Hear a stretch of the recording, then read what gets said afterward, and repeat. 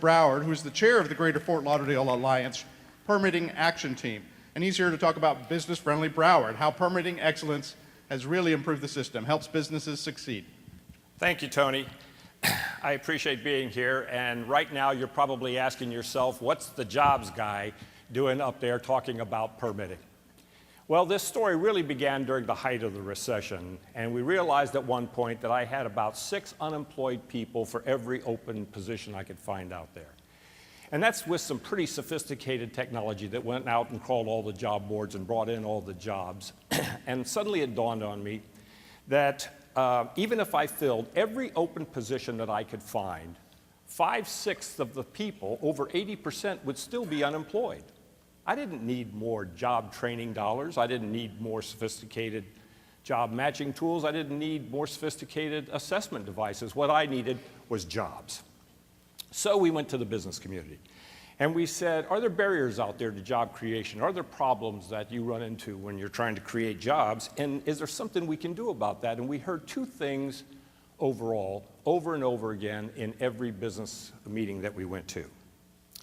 The first one was access to capital, which we felt we couldn't do a whole lot about at that time because of the national and international banking situation.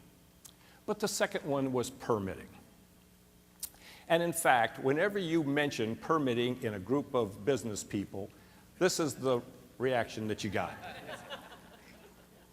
Sometimes the conversation would go on for 40 minutes. We could hear stories about startups that went under, they used up all their seed capital waiting for a building permit. We heard about a company that waited 8 months just to put up a sign. So we went back to the Greater Fort Lauderdale Alliance, we created a permit action team, and we began to look into what could be done. And when we did that, we found a couple of things. Number one, a very complex system. And the second thing was businesses were blaming the units of government, the municipalities, and the municipalities were blaming the business people. Fingers were pointing in all directions, and it was really not getting us anywhere. So we began to realize that maybe part of the solution might be transparency. So we went back to the municipalities, and we said to them, if you'll put your permits, especially the big ones that affect jobs, online so that everyone can see where they are, they can see where the delays are and who's holding it up.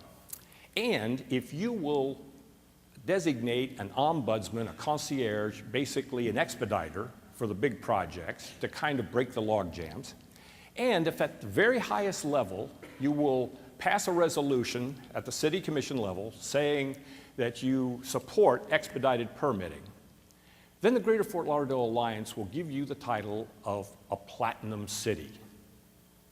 And when that happens, when businesses come to the Greater Fort Lauderdale Alliance and they look for places to start a business, expand their business, or relocate their business, when site selectors come to town looking for those things, we will then point them toward the platinum cities because they've already declared themselves as being business friendly.